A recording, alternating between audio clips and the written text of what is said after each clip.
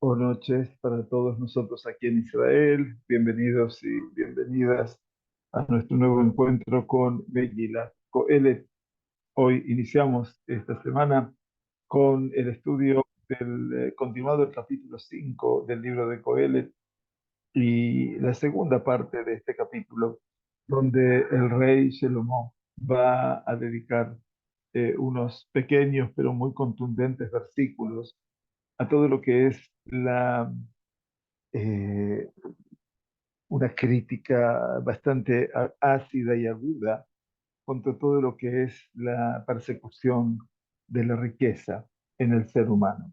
Bueno, una lectura desde hace 3000 años que eventualmente también tiene cierto tinte de actualidad en nuestros días. Este capítulo quinto, que ya empezamos a estudiar la semana que pasó, obviamente hablaba en su momento, en sus principios, acerca de un gran componente que es el temor a Dios. Cómo lograr, cómo intentar conjugar en la vida algo que no se nos habrá de entregar como regalo, que se llama Irat Shamayim. Akol bidei Shamayim, chutz mi Irat Shamayim. Todo está en manos del cielo, afirmaban los Jajamim, con excepción del temor al cielo. Temor al cielo no es algo que Akadosh Baruj Hu nos pueda entregar a nosotros los seres humanos y por eso el rey Salomón intentaba decirnos la semana pasada, entre otras cosas, que la persona obviamente tenía que tener mucho cuidado con todo aquello que expresare, todo aquello que se propone decir, porque él hablaba de Leotzi Davar Lifneja Elohim, de sacar una palabra, de sacar una expresión, de expresar delante del Todopoderoso. Y él marcaba esa diferencia. Hija Elohim, Bashamayim, Beata a la Ave, porque el Todopoderoso está en los cielos y tú estás en la tierra. Eso marcaba la diferencia sustantiva, notable, entre todo lo que representa en la distancia del cielo y la tierra, así como la distancia de lo que representa el ser humano con su creador. Muy bien, y a partir entonces del versículo 8 y en adelante, el rey Salomón va a estar dedicado a un esquema, a un pensamiento fundamental que tiene que ver con el tema de la riqueza y ese afán del ser humano de todas las épocas, de todos los tiempos, que en la posmodernidad tal vez signada por el mundo del capital, en última instancia el ser humano que persigue casi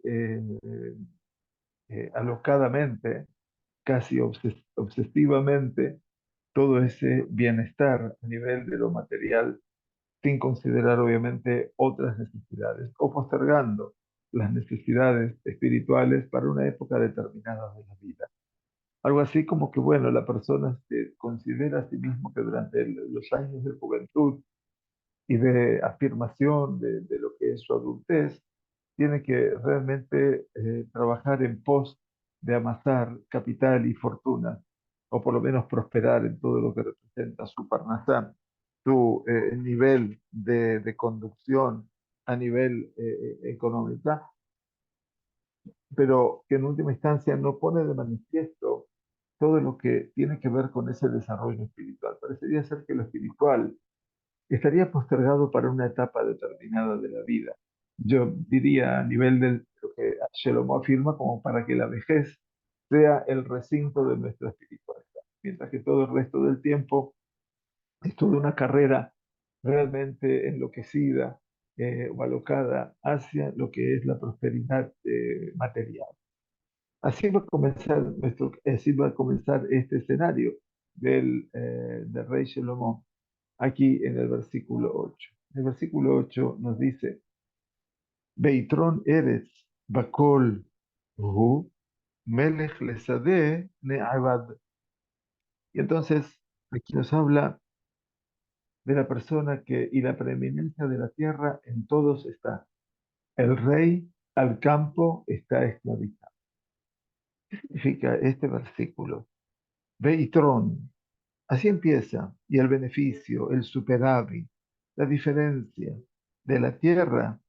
Quiere decir, cuando habla de la tierra, está hablando de el trabajo de la tierra, quiere decir aquello lo cual el hombre bíblico se ha encontrado como primera de sus tareas, como que todos pasaron por esa tarea, desde Caín en su origen y pasando por Isaac ahora en nuestra perashá de Toledo, por ejemplo, que plantó, sembró en esa tierra y en ese año, y a Kadosh Baruj Hu lo bendijo 100 veces. Ese es un hombre que está dedicado al trabajo agrícola. Entonces, la tarea del hombre bíblico, y en particular de los patriarcas, tuvo que ver siempre con el producto de la tierra, tanto a nivel de granos como la ganadería.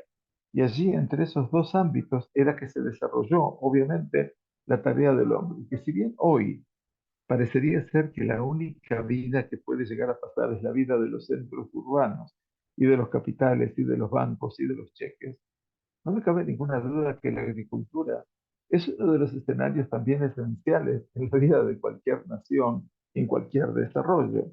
Eh, es más, en nuestro pequeño país, en estos tiempos de tanta crisis, de tanto dolor, de tanta ruptura, eventualmente, y les decía, nos sentimos orgullosos de ser parte de una sociedad como esta, tan controversial, pero la cantidad de gente, la cantidad de personas que se han volcado a ir a los campos de agricultura, tanto en el sur como en el centro del país, como en el norte, a pesar de lo que es el estar en jaque permanente por la desidia del enemigo o por el enemigo del norte que quiere ya hacerse notar, la cantidad de voluntarios que van a los campos para poder sacar la cosecha, y los tomates, y los naranjos, y las mandarinas, y todo esto. Y uno se da cuenta hoy en día cómo este pueblo de Israel está tan ligado a todo este escenario fantástico de lo que representa el trabajo de la tierra. Por lo tanto, dice, Veitron Eretz Pakol Hu", y la preeminencia de la tierra en todos está. Quiere decir el trabajo de esa tierra. Se está refiriendo, por supuesto, a ese concepto de la tierra, no solamente de la tierra como globo terráqueo. Bacol. Dice Bacol, de entre todas las ocupaciones del hombre, dice, es la tarea de la tierra. A tal punto dice, Melech le sabe Neava. El rey al campo está esclavizado. ¿Qué significa al campo está esclavizado? Muy interesante la opción del rey Salomón. Quiere decir, perdón, aquella persona que es el Melech, que es el que gobierna sobre un campo que está bien trabajado, él verdaderamente se lo puede llamar el rey. ¿Por qué? Porque su pan le está siendo dado. Quiere decir, ¿quién es el rey? No es el rey del cetro, no es el rey de la corona. El rey es aquel que tiene un campo y lo puede trabajar, porque de allí tendrá su pan. Prácticamente es un poquitito la lectura de nuestro Humash Bereshit. Es aquí donde se tocan los Ketuvim, el último tramo, el último trayecto, eventualmente, de nuestro Tanaj con el principio de nuestro Tanaj. Cuando Kadosh Baruj Hu le dijo a Adam Arishon que tenía ahora que elaborar la tierra, porque siempre estuvo para elaborar la tierra, nada más que le advirtió como consecuencia de tu transgresión. Bezeat apeja tojal lechem. Con todo el mundo traduce, con el sudor de tu frente comerás el pan. Bueno, eh, no es una traducción buena la del sudor de la frente, ya lo decía el Rabedel y tal, porque, bueno, cualquier trabajo genera esta transpiración y cualquier sudoración, y si en esta habitación ahora hace calor, también mi frente estará sudada. Por lo tanto, es imposible evitar que la sudoración no forme parte de nuestras ocupaciones laborales, máxime en los tiempos de mucho calor. ¿Qué significa Zeata Peja? Utilizó la nariz, af, y entonces dice con el con el ceño fruncido.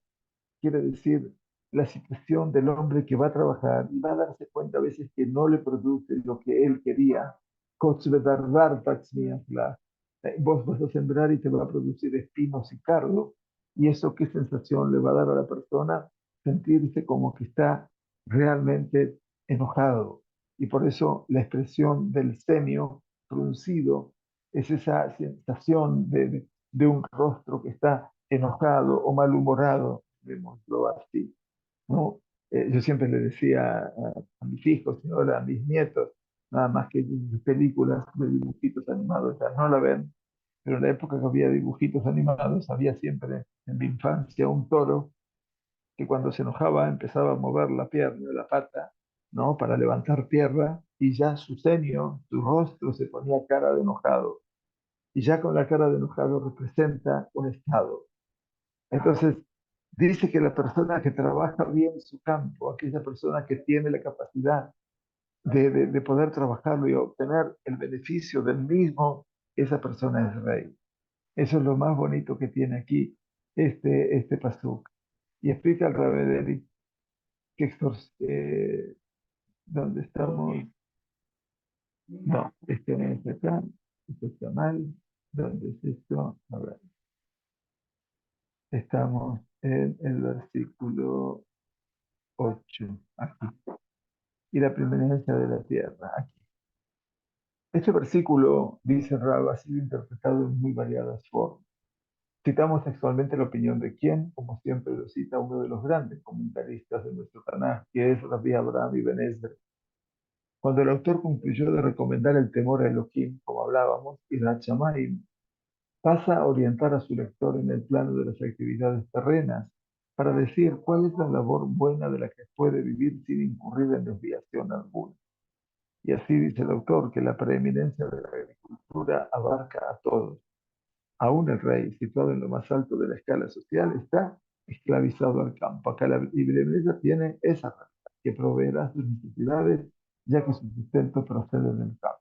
Bueno, qué mejor ejemplo va a ser cuando lleguemos dentro de pocos sábados más, un mes tal vez, a Perashat Miketz.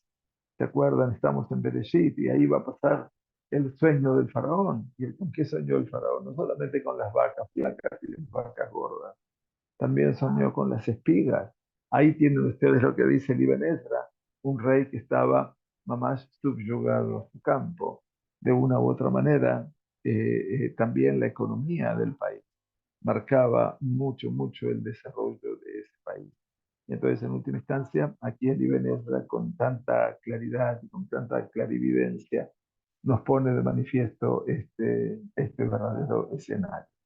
Y esto es muy interesante, mamá, es muy interesante, porque nos está volviendo a hablar, nos está volviendo a decir el Ibn Ezra acerca de todo este marco que obviamente nos está indicando el hombre y su fuente primaria de economía, y cómo en este caso afecta a todos los enlaces de la vida. Y por eso, cuando habla de Itron Eretz Bakol Hu, dice que el verdadero beneficio está en la tierra. Y allí también está el rey con la tierra. Sin embargo, ahora pasa de la tierra, del campo, pasa a la ciudad. El rey Salomón no tenía en esa época centros urbanos tan manifiestos, excepto una Jerusalén engrandecida y maravillosa y completamente poblada y una ciudad reconstruida. Lo que no tenía eran bancos en la época del rey Salomón, ¿sí? Bancos donde operar con dinero. Y por lo tanto, nos dice el versículo 9 aquí, Ohev Kesef, lo isba Kesef, umi Ohev Amon, lo tebuá gam zehaber. Quien ama la plata no habrá deshacerse de plata. Y quien ama el caudal no la cosecha. También esto es absurdo. ¿Qué significa esto? Bueno, Ojev Kesef, entendemos que el que ama la plata es aquel que persigue la plata. Quiere decir, todo el tiempo está interesado en reunir y reunir y reunir el elemento material o metal. Y por lo tanto, lo isbacas. Nunca quedará satisfecho. La Gemara, obviamente, lo dice claramente. Y si es Romea, Rotse Matai. Aquel que tiene 100 quiere tener 200. Y si tiene 200, lo quiere hacer 400. Así también lo dice el Coelet Rabatí. Entonces dice la persona eh, siempre no se va a sentir satisfecha y permanentemente va a desear más y va a desear más y más y más. Pero está el otro punto, y quien ama el jamón, ¿qué significa? Quien ama el caudal, quiere decir de tener caudal de cosecha. Está hablando aquí de aquella persona que cosecha y quiere cosechar más y más y más y más y más y más. Y es la persona que, como dijeron en la Gemara, en la Mishnah de Pirkei Avot, Marbene Hassim, aquella persona que tiene cantidad de bienes en su haber, Lotebuá. Dice, aquella persona que ama el caudal de la cosecha no se va a satisfacer de la cosecha o del fruto del campo o del fruto del viñedo. ¿Por qué? Porque siempre, obviamente, intentarán, ¿qué cosa? Van a querer tener más y más y más y más.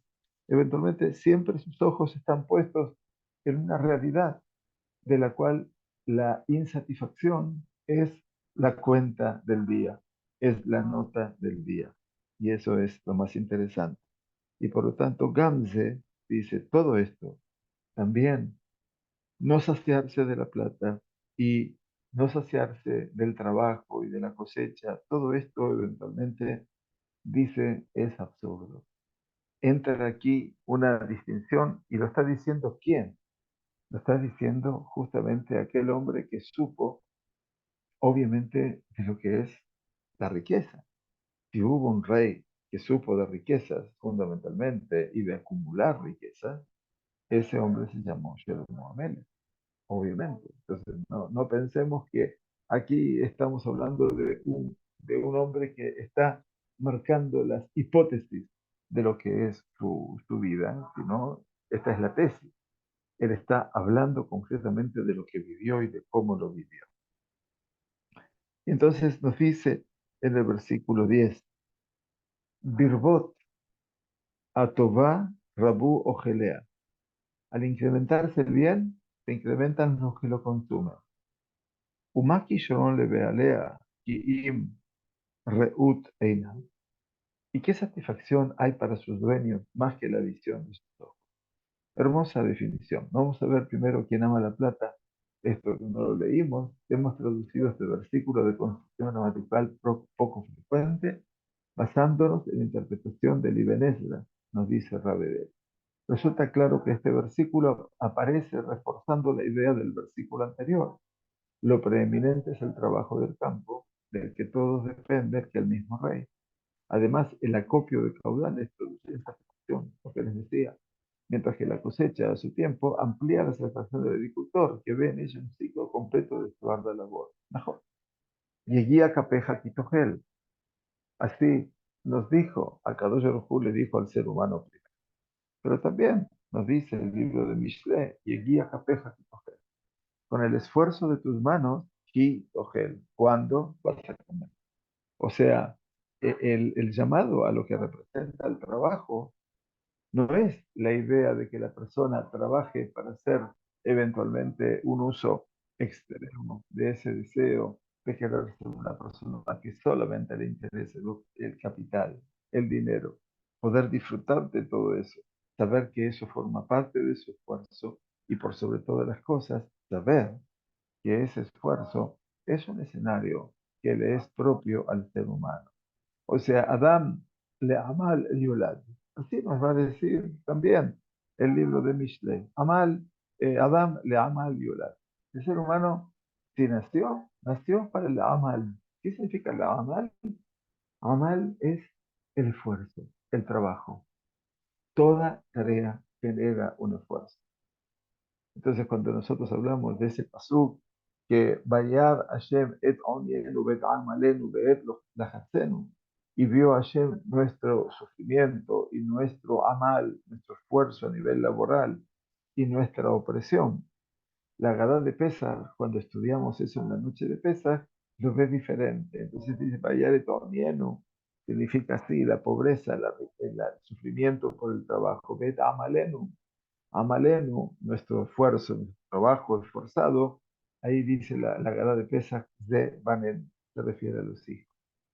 Los hijos representan el Amal para los padres. Amal significa que todo lo que habremos de invertir con gran esfuerzo en la vida de nuestros hijos y por supuesto en la proyección, que son nuestra familia, nuestros nietos, lo vamos a ver reflejado en la vida. Pero aquí lo que está hablando obviamente es que la persona siente satisfacción por lo que hace y no que siempre esté insatisfecho, mirando siempre la media copa vacía y no mirando la media copa llena. Y esto obviamente es lo que forma parte, ¿no es cierto?, de un escenario que Rey Shlomo lo está viviendo hace 3.000 años atrás. Y nosotros hoy, en la sociedad de esta capitalista en la cual hemos nacido y estamos viviendo, nos lleva a veces a una sensación de, no sé si llamarla malestar, pero sí llamarla, como vuelvo a repetir, de insatisfacción, no del sabor a nada, como dice la canción. Porque al final de cuentas digo, wow, ¿para qué tanto esfuerzo? Si al final de cuentas lo que tengo son pingües ganancias, eventualmente. Pero realmente habría que verlo desde otro lugar.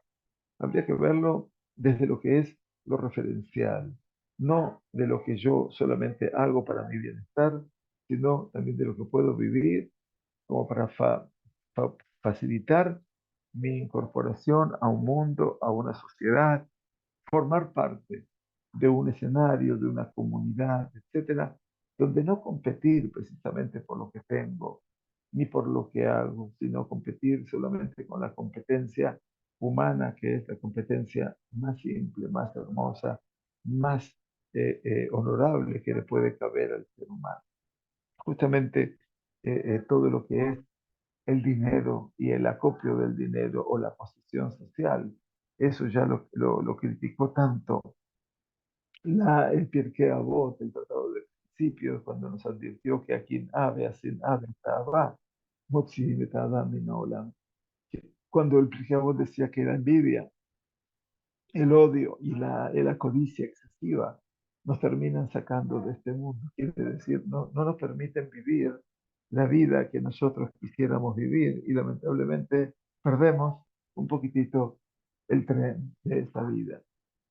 Entonces decía, al incrementarse el bien, Birbota Toba, Rabu Ojelea. ¿Qué quiere decir? Que cuando se incrementa el bien, quiere decir la plenitud, la riqueza. Si la persona empieza a tener muchos y más bienes, obviamente Rabu Ojelea. ¿Qué quiere decir Rabu Ojelea? Se incrementan los que lo consumen.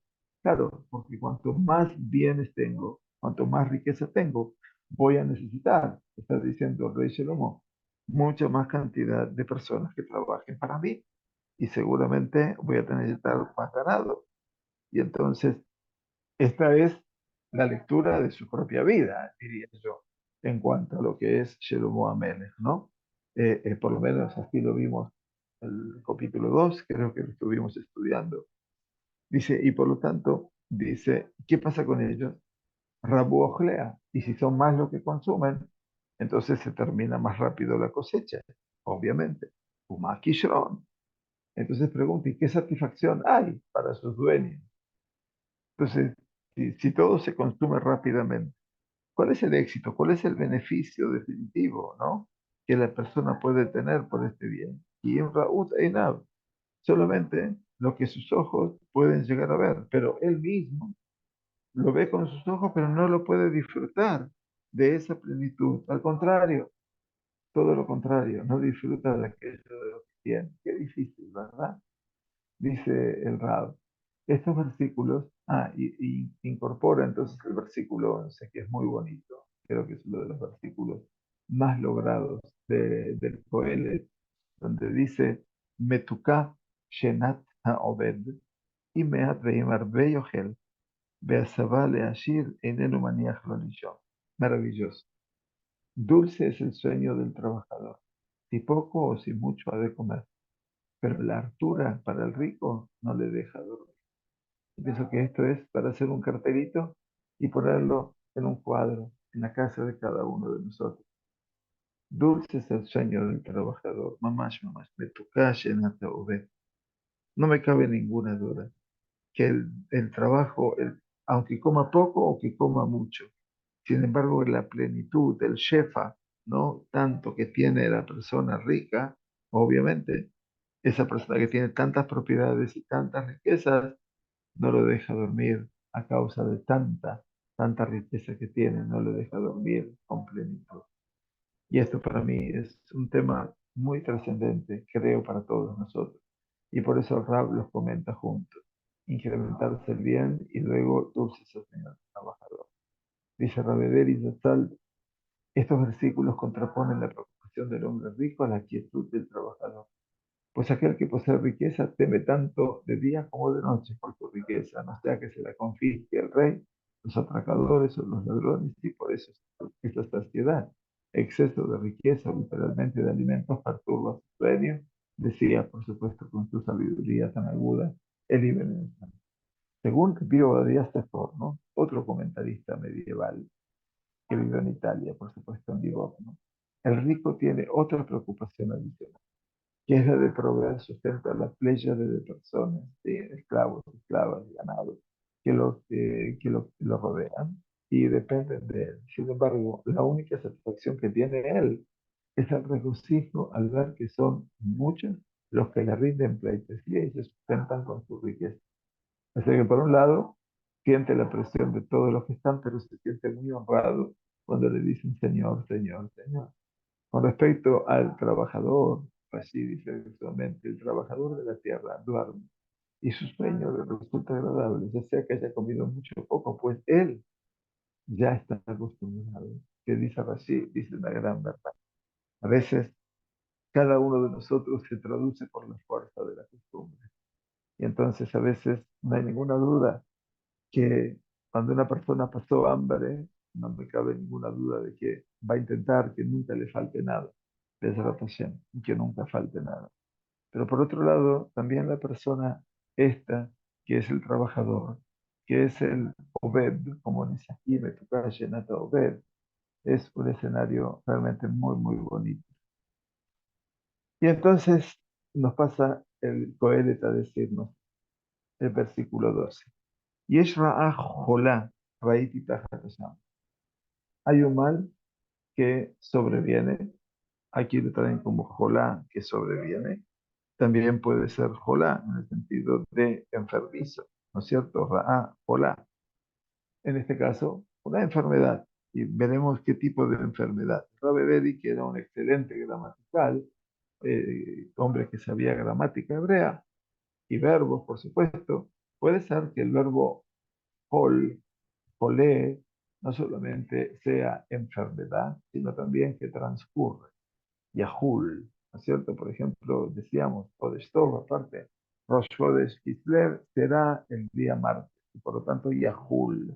Yahul es Matai Hal, esta fecha, Matai Hal, cuando cae. Entonces también el verbo Lahul quiere decir acontecer, sobrevenir, pero también puede ser enfermedad. Vamos a ver por qué lado nos definimos nosotros.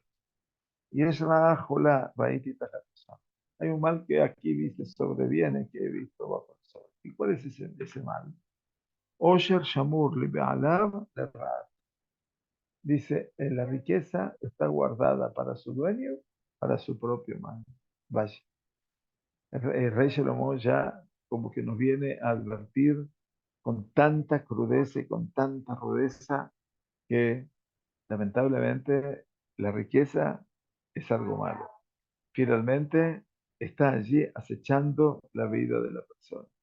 Osher dice, está Shamur le vealable rato. Entonces, podríamos entender lo que dice Rab acerca de lo que le sobreviene a la persona, pero también una enfermedad incurable. Y la enfermedad incurable es, obviamente, es el hecho de la propiedad, de la riqueza, de todo lo que tiene, porque eso lo termina enfermando a la persona. Yo me imagino lo que es esto. De repente una persona que no es feliz, que no puede disfrutar de lo que tiene, por eso decía Nasameach, por ejemplo, una persona que pueda hacerlo, que pueda verdaderamente disfrutar aquello que tiene. Es de Washir, ¿no? Quien es verdaderamente rico, Nasameach, por ejemplo. Entonces, veremos. Según Seforno, la riqueza puede despertar los apetitos de los hombres perversos que atacarán al poseedor de ella llegando a causarle daños físicos para apropiarse de sus bienes. Entonces, según este forno, es una enfermedad, obviamente, la que le puede sobrevenir de todas maneras a la persona, en este caso. Bien, entonces, sigue el rey Salomón hablándonos a lo largo de este capítulo. Beabada oye la beñan ra, beolit ben beabona. Y se pierde la riqueza aquella en un hecho calamitoso, y engendra hijo, y no hay en su poder nada. ¿Qué significa? Que de repente todo lo que la persona tenía se le pierde en un día. Hace un mal negocio, por ejemplo, explicando eso a su familia, ¿sí? Entonces dice, eh, decía Rabbi Abraham Ibn Ezra en su explicación, la leo, Ilu abad levadó, velo lidra, allá a Hetzera. Dice, si le hubiera hecho mal a él solo y no hubiera dado a luz a algo negativo posterior, entonces seguramente hubiera sido así en jamás, medio consuelo. Pero aquí, ¿qué está diciendo? Dice que la persona de repente que tenía todo y se pierde la riqueza, dice el versículo 13, aquella en un hecho calamitoso. De repente, un mal negocio, hicimos una mala operación y entonces, ¿qué pasó? Pasó que se perdió todo el dinero. O lamentablemente, ladrones que nos faltan, o eventualmente viene una acción del Estado. Y el Estado, ¿qué hace? De repente decide, eh, eh, ¿cómo se dice? Extraditar, no, no extraditar, sino que quiere es expropiar. ¿Qué se dice? Expropiar los bienes de la persona. De repente esa persona tenía campo y de repente el rey o el gobierno decide expropiar los campos y de repente se queda sin nada. Pero ¿qué pasa aquí? Pierde aquella llegada y engendra hijos, Beolit Ben. Y entonces estaba, de repente tiene un hijo esa persona y esperaba y tenía la esperanza de que ese hijo pueda ya disfrutar de todo lo que su padre habría trabajado y había atesorado. Pero que dice, ven, ve y adome humo. Y no hay nada en su poder. Y en su poder no hay nada. Quiere decir, no tiene lo que heredar. Por lo tanto, aparentemente, ¿qué diría ese padre que trabajó en vano? Que todo su esfuerzo y todo su ahorro, dice, fue en vano. Y eso, dice, es el mal. También es este mal que sobreviene, que mencionaba aquí en el versículo 2. Hay mal que sobreviene. Sí, quería señalar esto, pero no. Ahí está. Hay mal que sobreviene. Veamos entonces la explicación. A veces la riqueza, explica Raveder y lo que dice ese porno, se pierde en algún otro hecho negativo, no necesariamente violento. Y aún el hijo nacido de la época de la riqueza de su padre quedará sin herencia alguna, incrementando con ello el sufrimiento de su padre, ya que también el hijo enfrentará una vida de aflicción. ¿Entienden ustedes, no? O sea que de repente, ¿cuál es la garantía que nosotros podemos entender que la persona puede llegar a generar y a garantizar a lo largo de toda su vida? Poco y nada, poco y nada. Es difícil, por supuesto que las excepciones siempre están, pero en última instancia el rey nos habla de los hechos que operan en la vida de la persona. כאשר יצא מבית אמו, ארום ישוב ללכת כשבא, ומאומה לא יישא בעמלו, שיולך בידו. Bueno, reflexiones para, yo digo, la hora del día en el cual estamos desocupados. Como salió del vientre de su madre desnudo, volverá a ir como vino. Y nada habrá de alzar, a pesar de su sufrimiento, para que lo lleve en su mano. Todos me imagino que entienden, ¿no? Así que como llegó a este mundo, así se va de este mundo, con nada. Y todo lo que hizo, a pesar de su sufrimiento, de su esfuerzo, eventualmente de todo lo que se esforzó en trabajar, yo le he enviado, nada se va a poder llevar en su mano de este mundo. Por eso dijeron los Jajamim, una lectura maravillosa en la Gemara, que cuando el niño nace, cuando vemos nacer a un bebé, el bebé nace con los puños cerrados. Así nacen los bebés, mamás. Así nacen los bebés. Después, los obstetras o los que estábamos allí atendiendo el parto, los encargamos de abrir los deditos para saber si están todos completos, etcétera, y las articulaciones están bien. Pero el bebé nace con el puño cerrado. Y cuando la persona se va de este mundo, las manos están extendidas y abiertas. Entonces los jajamim dijeron, el bebé representa el puño, Sheria Olam. El mundo es completamente mío. Y cuando la persona se va de este mundo, se va diciendo que no tiene nada. Y de esa manera, más allá del pensamiento real de lo que los jajamim dijeron, aquí el pasuk es como salió del vientre de su madre, desnudo, sí se va a ir. Desnudo se va a ir. Y nada podrá alzar, nada para no alzar. A pesar de todo el esfuerzo que hizo, de todo el sufrimiento, quiere decir ese amal, esa denodada entrega por querer eventualmente eh, eh, superar cada instante de lo que fue su vida. Y nada habrá de llevarse en su mano. Una lectura real, simple, concreta, un pensamiento importante. Bueno, el versículo es una cita casi idéntica del libro de Job 1:21, para que vean ustedes la consonancia que hay en los que tuvimos. Job, Mishle, Coelet, son todos libros que están allí, en el último compartimento de nuestro Tanaj, donde leemos, dijo, desnudo salí del vientre de mi madre, desnudo habré de volver allí, haciendo referencia obvia al regreso a la madre tierra. Quiere decir, cuando la persona será ya parte de la tierra, cuando deje su vida activa. Muy bien, y nos dice el Coelet, de Gamzot Ra'ah Hola, Kol Umat Sheba, Ken Yelech, Maitron Lo Sheyamo Alahut. Y también esto es un mal que sobreviene, tal como vino, así se irá. ¿Y qué preeminencia tiene? Trabajé para el viento, es obviamente el Sheyamol, la Ruach, qué preeminencia tiene. Por lo tanto, nos dice, Begam Zorra, dice también esto es un mal, también esto es algo que sobreviene en el ser humano y que no deja de ser negativo. Y dice, Kol Umat, quiere decir así como todo lo que viene, tal como le vino, así se irá. O sea, que prácticamente la persona no puede quedarse con nada de este mundo. Es una lectura real, no es pesimista.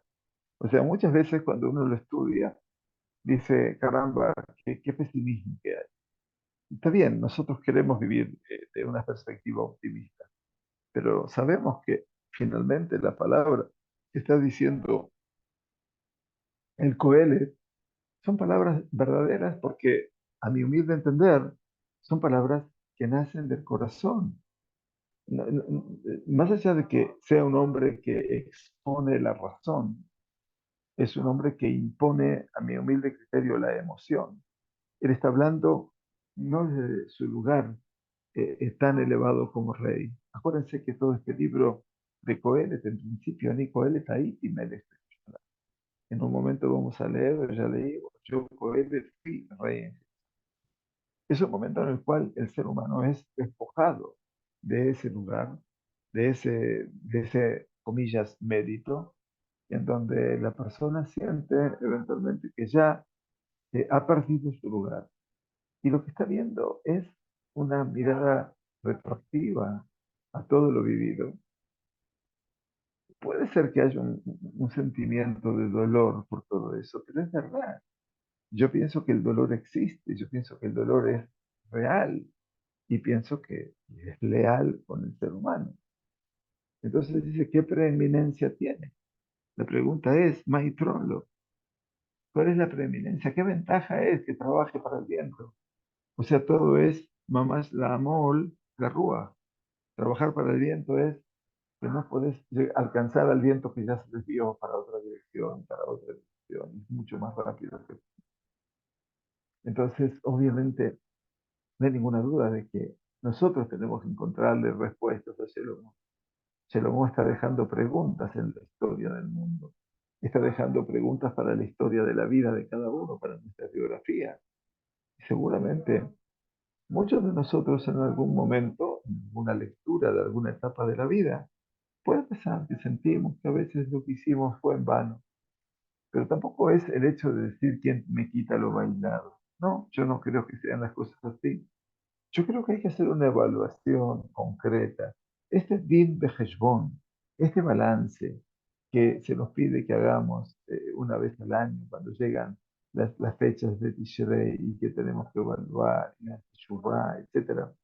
Todo eso me tiene que llevar a una sensibilidad mayor a ese nivel, a una sensibilidad en la cual yo pueda y sienta de que, bueno, que puedo recoger el fruto de mis manos, tenula mi triadea, como decía Rey Shelomó para su mamá en el Eshet Jail, concederle del fruto de sus manos. Y nos dice el versículo 16, Gam kol yamav bajoshech yochel, vekaas arbe bejolió bakatze. Quiere decir, obviamente el rey Shlomo está en esta tendencia donde dice, y todos sus días en la oscuridad él come, y furor mucho y su enfermedad y cólera. Bueno, obviamente no es el estadio mejor, ¿no? Entonces dice, más allá de que no dejó una herencia a su hijo y no se puede llevar nada con él, también él en todos sus días en la oscuridad habrá de comer. ¿Qué quiere decir comer en la oscuridad? Comer en la oscuridad es comer con avaricia, comer con vivir una vida de emergencia, ¿no? Comer en la oscuridad significa eso. Becas, dice, becas ardei, mucho enojo, bejolió bacatze, y su enfermedad es el enojo, la cólera permanente. Es muy interesante. Y entonces dice, según este forno, el hombre rico al no lograr la plenitud, comillas, ¿no? Deseada, por medio de sus bienes, parece estar sumido en la oscuridad y no divisa la luz del universo. Furor mucho por no poder conseguir los excesos a través de su voluntad y su enfermedad, la enfermedad frecuente de los ricos, que es la avaricia. Así lo dice la Gemara, donde se dice de modo que este hombre vive en pobreza para poder morir como rico. Qué grande, ¿no? La Gemara dice las personas que viven en pobreza para poder morir como ricos. Los ricos son avaros, dice el Sefón. Y a veces cuando nosotros podemos entender eventualmente todo esto, todo este llamado va a ser realmente impactante. Voy a cerrar el capítulo 5, pero vamos a explicarlo la semana que viene, donde dice, he aquí que yo he observado yo lo bueno es. Aquí ya cambia la metodología. Cuando tocamos fondo, cuando ya vimos toda la realidad que no queríamos ver ya y que realmente nos resulta intolerable, sale a relucir lo bueno. He aquí que he observado yo lo bueno es, que es bello comer y beber y ver el bien en todo su agobio, lo que se esfuerza bajo el sol, en los contados días de su vida que le ha dado a él, pues es su porción. Y toda persona a quien ha dado Elohim riqueza y bienes de fortuna y le ha dado el poder para comer de ello y para alzar su porción y para regocijarse con su esfuerzo, este don de Elohim es. Y termina este capítulo, que no termina la temática, ya que no mucho habrá de recordar los días de su vida, pero Elohim es la respuesta junto con el regocijo de su corazón. Yo creo que es fantástico este escenario, sobre el cual, bueno, en forma muy halagüeña, vamos a poder retomar la próxima semana a partir de este versículo 17 para seguir hablando acerca de estos fenómenos y creo definitivamente nos van a hacer mucho más humanos a todos los que estamos en el camino de la vida. Más que nada sabiendo de que, bueno, eh, correr detrás del viento no debería ser la figura, pero que en última instancia podríamos imaginar que esta figura debe ser sensiblemente diferente. Vamos a continuar con todo este estudio para que nos haga bien a nosotros, por sobre todas las cosas, y que tengamos una buena jornada, buenas noticias, que vuelva la paz a esta tierra y que también vuelvan todos los cautivos, 240 cautivos que esperan algún día, los niños, las niñas, los adolescentes, los padres, los abuelos, poder reencontrarse con sus seres queridos y volver, si se puede, a una normalidad. Que tengamos buena semana. Besorot Tobot y Shuot Benejamos. Gracias por acompañarnos. Muchas gracias.